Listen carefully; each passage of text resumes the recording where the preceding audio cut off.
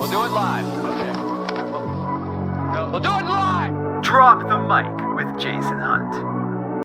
So, Ben, we had you on episode 179, I believe it was, which seems like a lifetime ago, especially in the space that we're in with digital marketing. Things have changed quite a bit, but maybe first, I want to dive a bit into your background because you did work at Google. Tell me a bit about the work you did at Google. Yeah, definitely. It's kind of crazy. I mean, I've been in the advertising industry for 20 years now. I mean, I was fortunate in my career of just working for some large companies. I worked at like monster.com, and that was a job board that people went to. I worked at Yahoo, and people went to the Yahoo portal to access the internet and check their horoscopes and whatever they did back then. And then I was at agency, but then my last non-entrepreneurial gig was working at Google up here in the Cambridge area. And yeah, I was a principal account manager. I was on the ad side of the business. So I had my set clients, which was more the health systems vertical, large clients. So worked with clients like Philips, so like Philips Norelco and Sonicare and their health division, and Weight Watchers, Nutrisystem, Aspen Dental. So worked with some pretty large brands, but it was great. It was awesome. I mean, as a marketer, you work for the mothership for Google, which is still the behemoth at the time. And I know things are changing a little bit or a lot of bit, but it was just awesome experience being able to help grow these large enterprise brands with Google Ads and their whole suite of products. So yeah, I was a principal account manager for those accounts and just deep into all the things and providing recommendations on how we could grow their business year over year. Did you have a moment when you were working at Google, which was kind of like an aha moment, like, you know what, I'm done working for this big tech firm. I want to go out and break out on my own. I want to take away the chains of the corporate culture and just kind of take this plunge into entrepreneurship. Can you bring us back to that journey and the decision-making process? Yeah, absolutely. It was just kind of years in the making, to be honest. And I always had that entrepreneurial spirit, but the timing was never right. I have 3 kids, and the oldest he's actually graduating middle school shortly, which is exciting. But, in my career, I had younger kids, and just like, it's a risk whenever you just take a leap. However, everywhere there's risk. So even if you stay at Google, that's a risk in of itself. And they're actually going through some layoffs on their search ads division, sounds like. But, I always had this pull, and then how it kind of played out is I had a great experience at Google. I was there for 4 years, and every performance review strongly exceeded expectations. Well, everyone but the first one, because the first one, they don't give strongly exceeds doing the first one. But the challenge was I wanted more. And Cambridge was more of a satellite office, and opportunities were very few unless if I moved to New York and Chicago, and I wasn't going to uproot family. So eventually I was like, you know what? I'm just going to go on my own. I always want to do this. Let's just take the leap. And worst thing that happens is I scratch the itch, and then I kind of settle that. And if it doesn't work, you go back to work for another big company. And, just because you leave doesn't mean your experience doesn't leave you. Honestly, you'll probably be more valuable. And then, so yeah, one day I just like, let's do it. There's only one way to do it. And I know there's a lot of ways you can do it. Some people are like, oh, I'm going to start this business while I'm working for this big company. I did not do that. I just said, put in my notice, and next day, let's get going. And 7 years later, we're still kicking and growing. So I've been very fortunate and have been enjoying the ride. Did you, when you started out, did you have any sort of investment, business partner, anything like that? Or did you just like grab a couple clients and hit the ground running? The latter. Yeah. A lot of people are looking back like, Ben, are you serious? You had 2 kids at the time. You were the breadwinner of the family, or the only income for the family.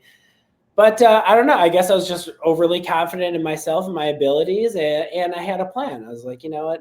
I gave myself a runway, which wasn't even that long of a runway, but a runway. And I said to myself, I'm not hitting these milestones, then all right, cool.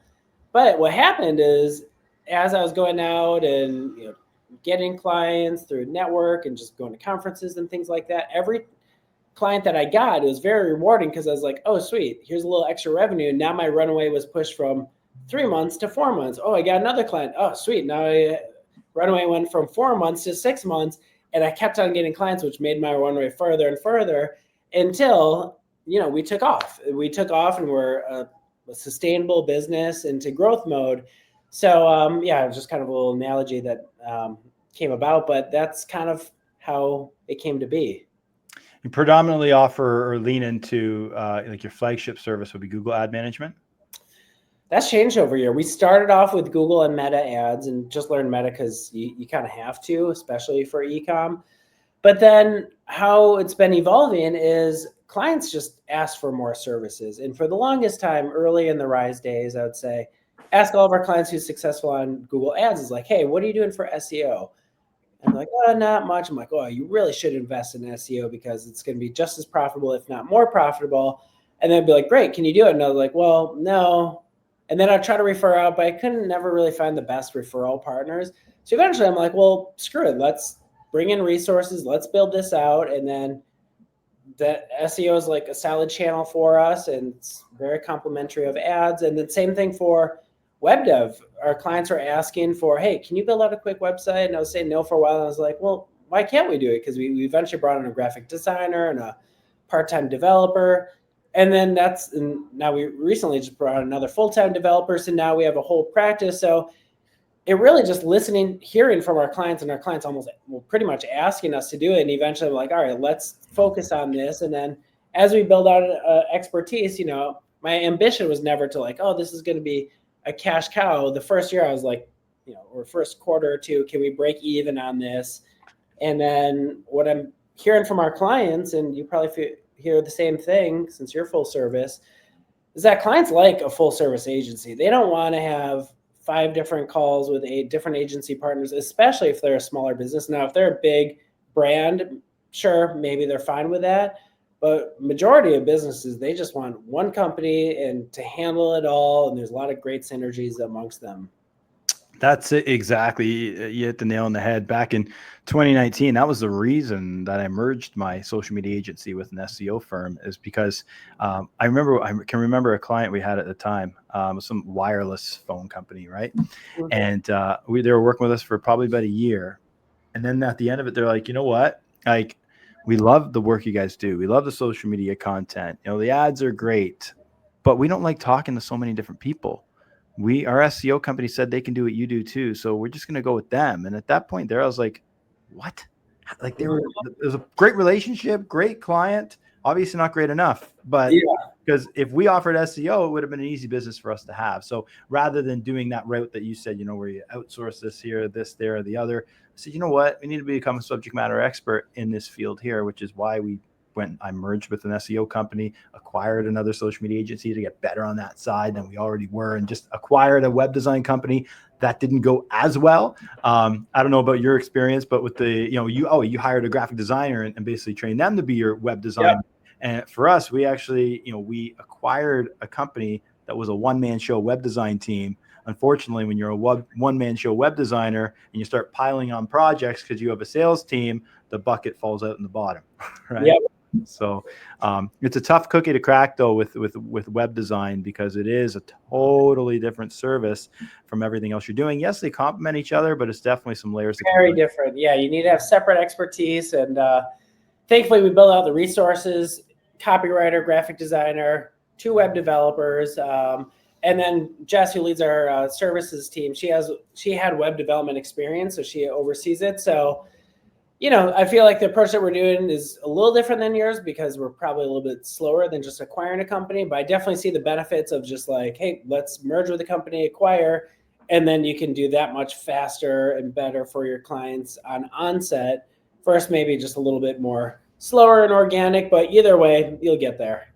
Yeah, exactly. So now for yourself, because obviously it's I find it's a tricky time for agencies to generate quality leads at scale. I think that's a big challenge right now, especially when you have, a lot of young kids, doing a Tai Lopez SMMA program a couple of years ago, now converting into these companies that are offering these crazy guarantees, which is sometimes tough to match. But hey, if I was young entering the game, I'd offer guarantees all day long, right? So how does your lead acquisition funnel work now for Rise?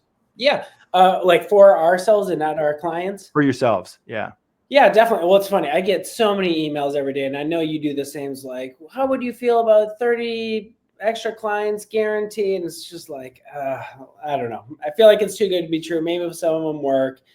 But, we just lean on kind of the tried and true channels. We do everything that we do for our clients, we do for ourselves. So we have some Google ads running. We primarily focus in the Boston area and Massachusetts because what we're hearing is, people like working with local people, even though they don't meet us that often in person. They like knowing like, oh, Ben's in Dedham, which is just outside of Boston. I can go and swing in, meet them anytime. And so we primarily do Google ads there.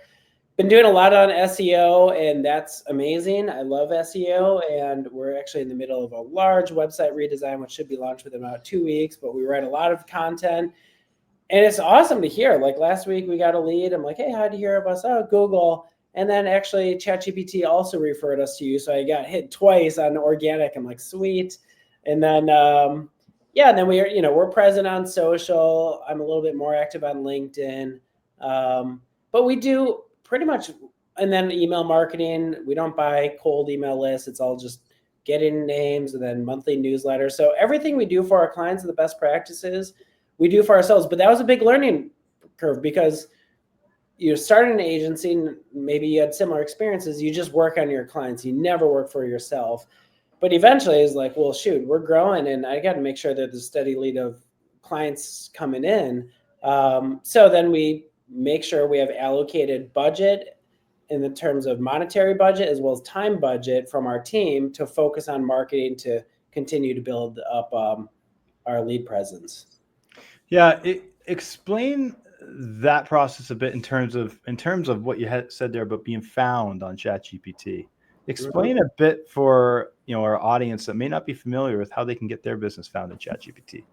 Yeah, this is super interesting. We're putting a lot of thought into this, and user behavior is changing. People aren't necessarily going to Google. If they are, they're going to start using their AI functionality that they're now making standard.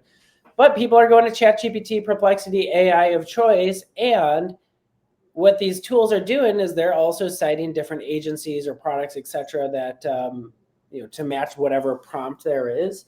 And we've been fortunate. I mean, we've gotten multiple leads from this.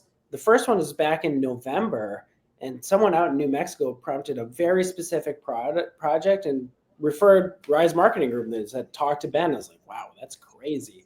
But what we're learning is to be cited a lot of SEO best practices. So making sure that you have a well-organized, well-structured site, all the SEO technical best practices, unique content, but also, make sure that other websites say really good things about you. Whether, if you're local, make sure that you're on the Chamber of Commerce that has good things to say to you.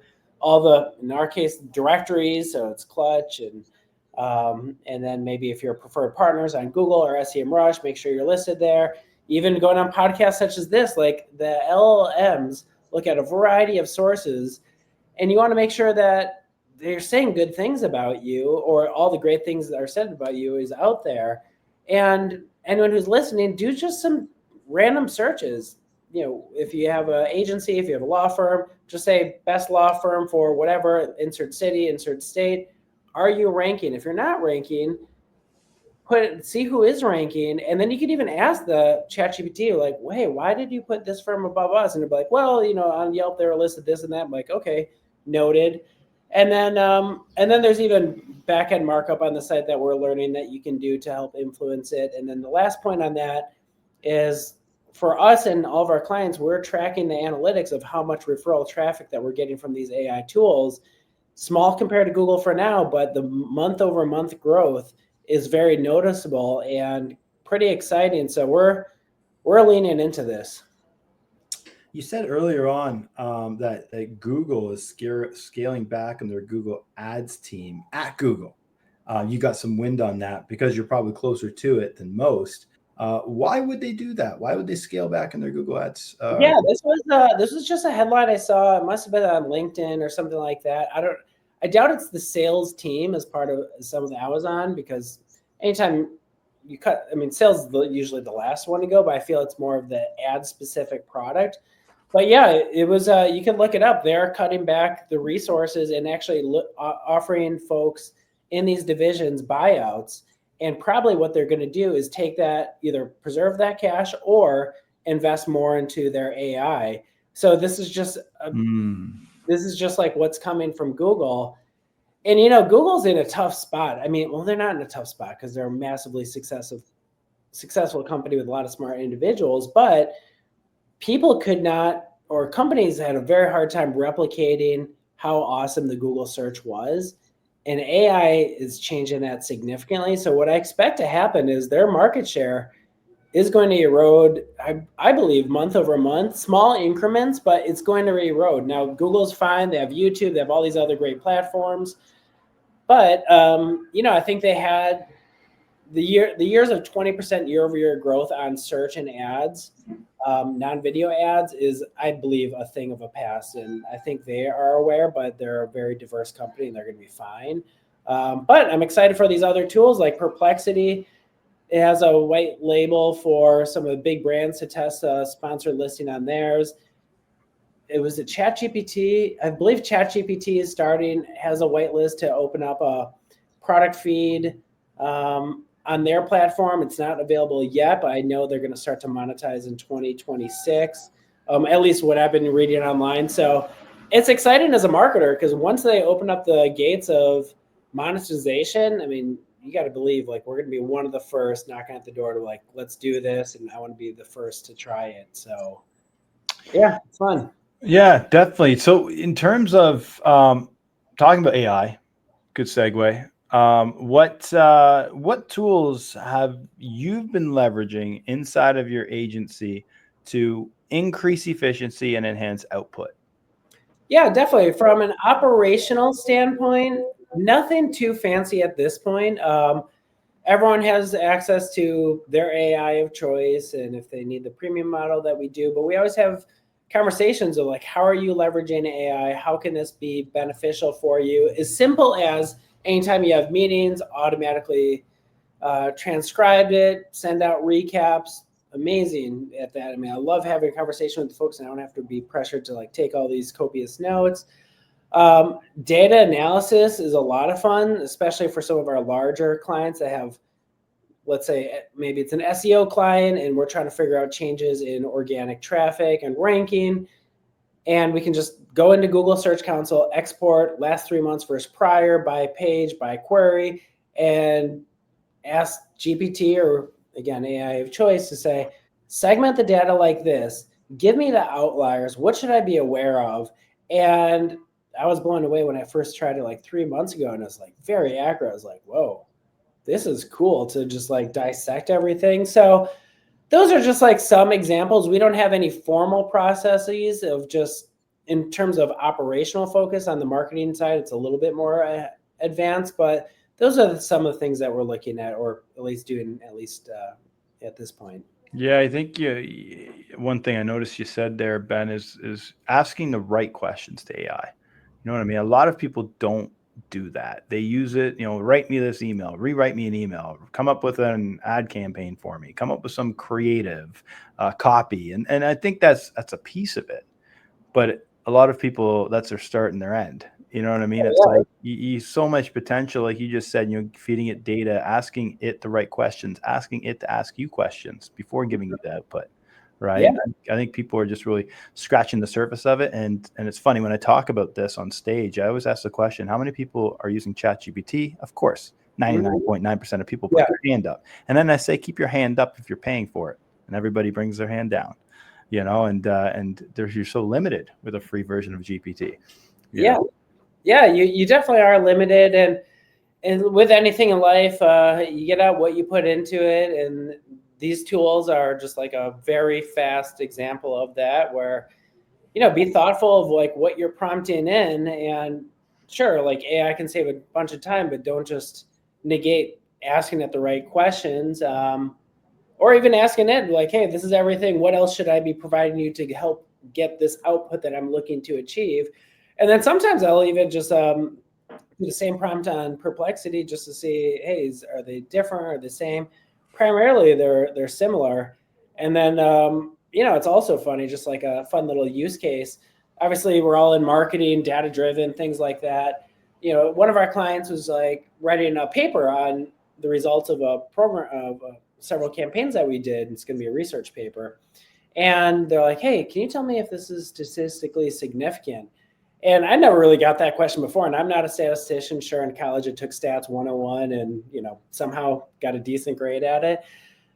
So I was trying to think, I was like, oh, shoot, like, I don't know. I'm like, I just kind of ballpark it if it has enough clicks and impressions. I think it is. But then I just upload the data into ChatGPT. I'm like, hey, is this statistically significant for, the outcome that I'm looking to measure? And then, of course, it does the whole formula and everything. It's like, yes, it is based off of this. And then I fact check it with another one. And then so in that case, it's just fun. I can go to the client like, hey, full disclosure, I'm not a statistician, so I can't manually fact check this, but the AI tools say this, so take that for what it is. Very powerful. I think it's very important to be transparent about using AI as well. Like you said, Yes. there, right? Like a lot of people would not do what you just did there and just copy and paste that information they got from GPT and claim it as their own. Oh yeah, I told them like verbatim, this is what they told me. You can do what you want. It seems legit. Yeah, that's a slippery slope, because if you ever meet them in person and they have a stat question for you, you could be screwed.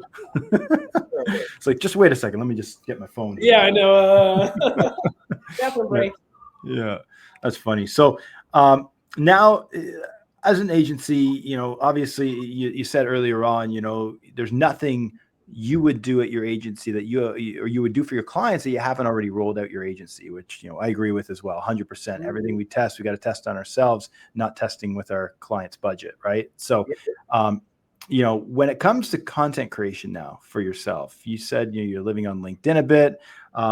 What are some of the platforms that there's only, so many hours in a day. So where are you spending your time authentically engaging and creating content for a platform? Which platform is that and how are you doing it?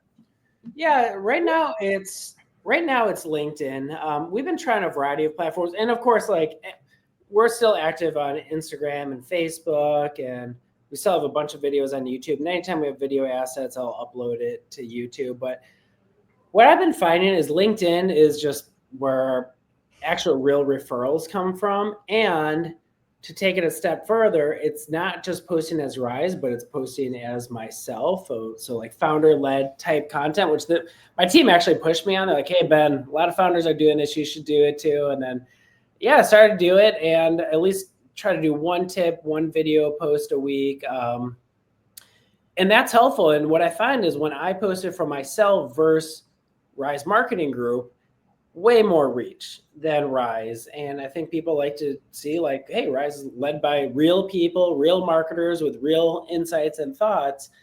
And it's fun. Like, we got our first, I only started doing founder-led content over the past maybe 2 months or so. But getting the first lead from it was, someone from my past that I haven't chatted with in like 25 years. And he reached out, was like, oh, I love all the content that you're putting out there. Hey, you mentioned this. I think we might have a need for that. Can we chat? And it's fun. It's just build out the brand. Of course, Rise will share it. But I think the nature of it comes down to, people want to work with people. They don't want to work with just some static logo or brand and things like that. And LinkedIn, for us, at least at this point, seems to be where our main decision makers are. Yes, of course, they're on YouTube, Search Note, whatever they may be. But I feel like in LinkedIn, they're in a different type of mindset. So that's where we are. And then a ton of content on our inbound SEO, which is great. But I don't know. Are you experiencing something similar? Yeah, 100%. A few weeks ago, I interviewed Yasmin Halak.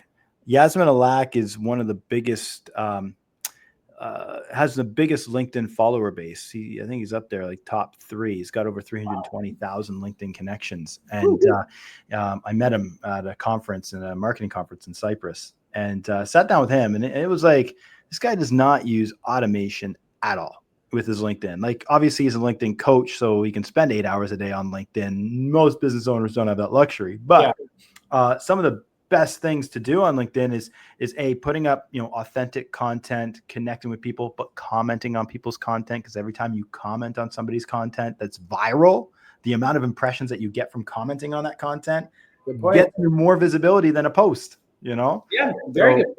Yeah. Yeah, and that was one of his points is he just sits there and comments every day. You look at his posts, and once you comment on one, you're going to continue to get Yasmin's posts, and he's got like every post has over 1,000 engagements, 1,000 to 2,000 comments, and you scroll through those comments, and this guy's actually engaging, responding with authentic engagement, genuine engagement, and comments to each person's comment, which is insane. I'm like, how do you have time to do this? But and I asked him, I said, there's no AI automation happening. Yeah. And LinkedIn frowns upon that. So I was using actually a platform, WeConnect, to do automated connections and automating engagement and stuff like that. But every so often, LinkedIn would send me like a notification being like, you shouldn't be using third-party tools on our platform. We're going to have to shut down your account. They never did. Yeah. But I never stopped using WeConnect. All I noticed is I stopped getting less and less reach with my content. So I was almost like effectively shadow banned by LinkedIn. And immediately when I stopped using the platform, WeConnect, my engagement level started going up again. So yeah, so that's where it's like a slippery slope with the automation stuff. Yes, you're saving time. Yes, you can get 5,000 connections. But is it really worth it at the end of the day to get the referrals like what you're talking about, right? Yeah, definitely. It is interesting. I noticed I made a comment on one or two posts. Whose post was it? Shoot, I forget. It was a leader at some large agency. It posted, and it was a really funny, interesting post. And it was a question. So I immediately had just a thought, and it was kind of funny or so. And then, then everyone commented on my comment and they reacted. And then the interesting thing is, which I didn't know LinkedIn did this, is they'll actually give you the reach of your comment on that post. I was like, oh, shoot.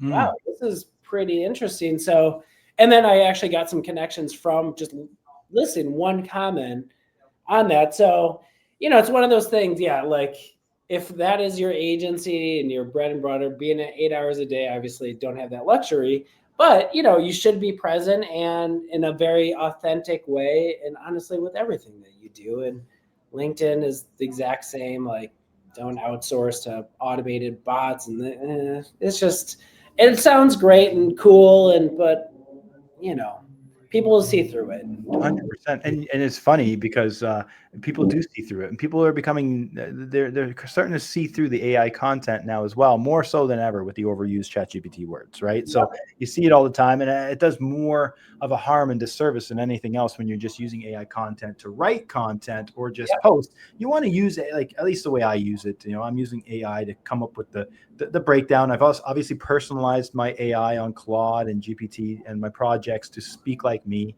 which is important as well. But I still have to go in there and refine that content, right? Because it is, I don't even know if this is a word, a little AI-ish, It's like, a little too AI. I got to fix that up a bit. And I think that's so important, right? Putting a bit of time. There's no shortcuts, no hacks to be able to create authentic content, right? Definitely. Yeah, I'd rather do one great post every week versus 5 C+ posts that you're just there for being there. So well, speaking about great posts on LinkedIn, there's I've started playing around with doing a lot of like Instagram-ish content on LinkedIn. What I mean is more personalized content. I did a post yesterday. Yeah, I did a post yesterday. I play rugby. The rugby one, that was good. Yeah, and I noticed it's got more impressions than my last like 5 to 10 posts, and it's just like it has nothing to do with any business. There's no call to action to come. Let's have a consultation, join my funnel. It's nothing like that. It's just basically a post about, me playing rugby and the importance of having physical activity in your life and the challenge of playing rugby. And it was just a simple post, but again, it's got more engagement than most posts. And I can maybe credit that to the simple point that I'm not just contributing to the noise that everybody else is doing out there on LinkedIn. And I think that's important as well. Yeah, definitely. And like, I took a sales class back in the day at the Harvard Extension School. And this is, my various like sales careers in advertising and marketing. But yeah, one of the main points is like the key points of sales is everything is like people will work with people that they like. And if you're posted on LinkedIn, like they like people and they want to learn about them. And and it's good to give folks a realistic viewpoint of like who you are, what interests you. Definitely breaks up the feed of just maybe all stats and numbers and things like that. But it gives great context of, all aspects of your life. And But yeah, it's funny. I did see that. It stopped me in my feed scroll. I was like, oh, wow, that's cool. He plays rugby at, however old you are and against a bunch of young kids. So, yeah, it's cool. And now you're going to be subjected to every piece of content from there we go. forward. But I think that's the key though, because if you create that piece of content that's more personal, you get more people to engage with it. Like the minute you engage in somebody's content on LinkedIn, you're going to be constantly hit up with their content moving forward every time you log into LinkedIn, which is something to think about. How do you want people to see you on LinkedIn? Even if you're, and I think that's the big thing too, because I told you about the strategy about commenting on people's content. As I'm scrolling through the feed, I'm looking for good content to comment on. And if somebody's just pushing some post promoting their service, I'm not commenting on that. I have nothing to say to that. So give me an opportunity to engage on the content by asking a question or having something thought-provoking, because if you do that and I engage on it, I'm going to see more of your content, right? So I think that's just something so small that a lot of people are not taking advantage of, and maybe we'll just keep that our little secret. Yeah, totally. You can also do like set up notifications on LinkedIn. I'm sure you can do this of maybe anytime any of these, your top 5 thought leaders post, you get that notification. Also, you're like, boom, real quick. Is it worth me commenting on? Is it something interesting that I can add value to it? Boom, add it. So it's interesting. So yeah, LinkedIn's great. But also it's great to just build up your own inbound, to own that relationship, own everything, because you never know, one algorithm can change everything. So yeah, it's fun. That's a good point. That's a good point too, right? Like create your own ecosystem. Don't just rely on the social media platforms for their followings and ways to extract those leads off those platforms. Do you have anything that's hot right now in terms of what you're doing to extract that lead off of platforms, not just for Rise, but for your clientele? Yeah, I mean, nothing too fancy. I mean, other than just like standard, get them to the site. How we can increase site visitation? If there's any, of course, lead magnets that could work really well, and SEO. But no, I think just the tried and true practices. Some clients will use different calculators, things like that. But just get them in, get their email, and we don't use services that like estimate what their email is, because in my opinion, that's just like a little freaky. And then you put them in an automated email. They're like, wait, I didn't even give you permission to do this. Even if the company that sells these emails like, no, they opted into this one thing 10 years ago. So you're okay to just spam them up every which way. But no, it's building up that community, building up, just as we talked about on LinkedIn, building up that trusted community. And then also with Rise and our clients is deliver good traffic and try to ask for their permission to get their email. And then month over month, their email database is growing. You send out these monthly newsletters and you're fostering this level of community. So that way, when they're ready, they're going to just think of Rise. They're going to think of any of our clients like, hey, let's chat. And that happens with us and with our newsletters. Not good. Almost like every time we send a newsletter, it'll be from a past client or a lead that we haven't talked to in a while. They're like, hey, I really like this post. We should chat. And building up that trusted community. 100%. So when we're talking about, here we are in 2025, talking about communities and, almost like a bit of saturation in the marketing space, because there's a lot of digital marketers out there. And so now we've kind of started to bring on the AI side of it. How do you see things transpiring with the way things are going at the pace they're going now? I mean, your agency probably looks a lot different than it did 12 months ago, so how do you see things transpiring in the next, say, 1 to 2 years? Yeah, definitely.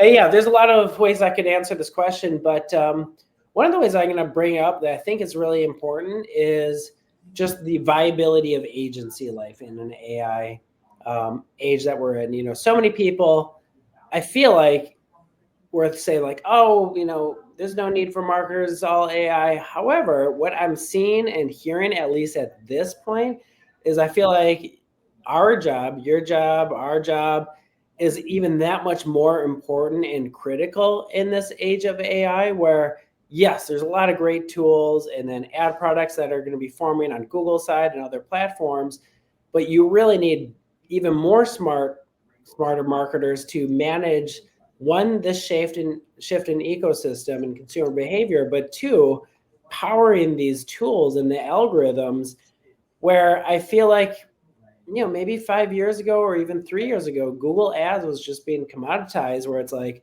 sure, I'll create these campaigns, exact match, maybe phrase match, you put bid, set up conversion tracking, boom, boom, boom. But now it's way more complex. And I feel like our value as marketers is even that much more higher. So I just want to address on that part, because I think it's important for anyone who's listening, is like, there's a shift that's happening, and brands are going to need a lot of help, a lot more than before, because everything's changing before our eyes. So I don't know if you're kind of feeling the same way for your agency. 100%. I mean, definitely. And things are, we're starting to, not make accommodations, but it has to be accommodations that are good across the board for all clients. Last thing you want as an agency is the one-off. You know what I mean? So it's like, we're just going to do this for this person, but that's not part of our standard operating procedure. So we try to find opportunities to, whether it's create our own AI tools that can be valuable to multiple clients, to, creating our own chat platform for websites to help retain users on websites for longer, great signal for Google, right? Doing things like that to just enhance the ability our clients have to obviously win market share over their competitors, right? So anything that gives us that opportunity to leg up, we're listening to, we're paying attention to. And you know what? That's a fortunate thing, for Rise, for Merge. It's like we're so used to having to be nimble, to change all the time, whether it's the killing or the death of organic social, to now leveraging more on paid, doing this new ad unit, that new ad unit, this new platform, that new, it changes all the time. And our packages have changed so much that it's important. And naturally, I think we're all just quick on our feet, and we never get too complacent. The complacent agencies or complacent marketers are the ones that are out of jobs, right? That's true. Yeah. And it's important to know is like, you read on LinkedIn, I'm sure you see these like SEO is dead. Look at my clicks go down, impressions up, and all that good stuff. But, what's important for all brands to understand is that, sure, things are changing, but what's not changing, your consumers are still out there. They're not stopping shopping. They're still out there. So, sure, SEO is going through a shift, but doesn't mean that they're not searching. Maybe they're just searching on different platforms, and how they're searching or how they're asking is different.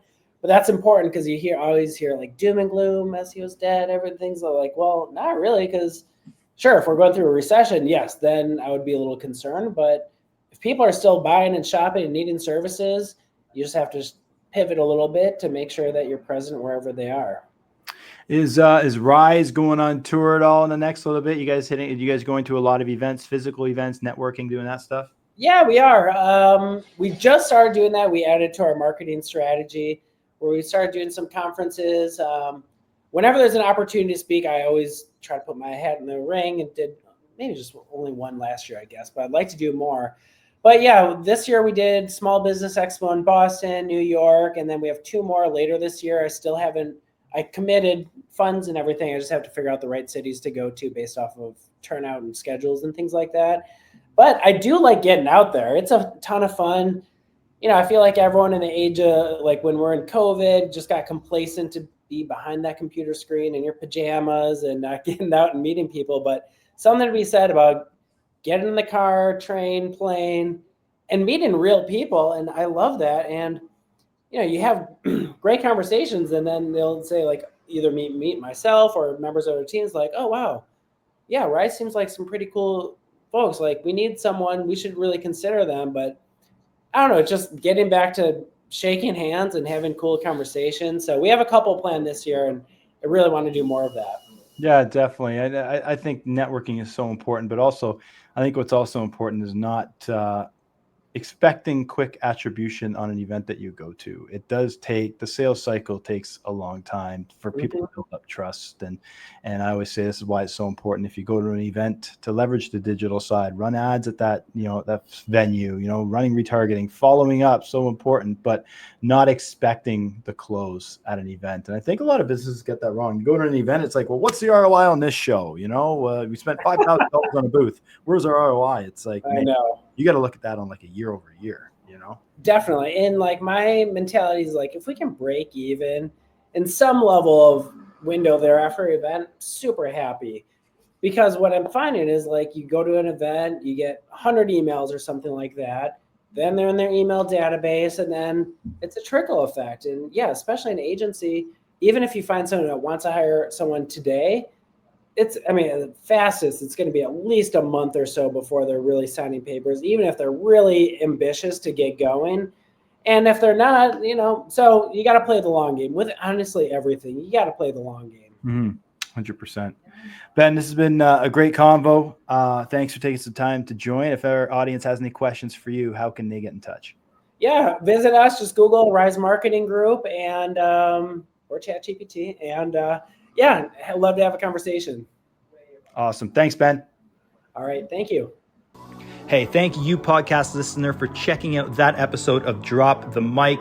If you liked that episode, I would love it if you went on over to your podcast platform and left us a 5-star review. And if you don't want to miss an upcoming episode of Drop the Mic, make sure you hit that subscribe button as well. Thanks again. See you soon.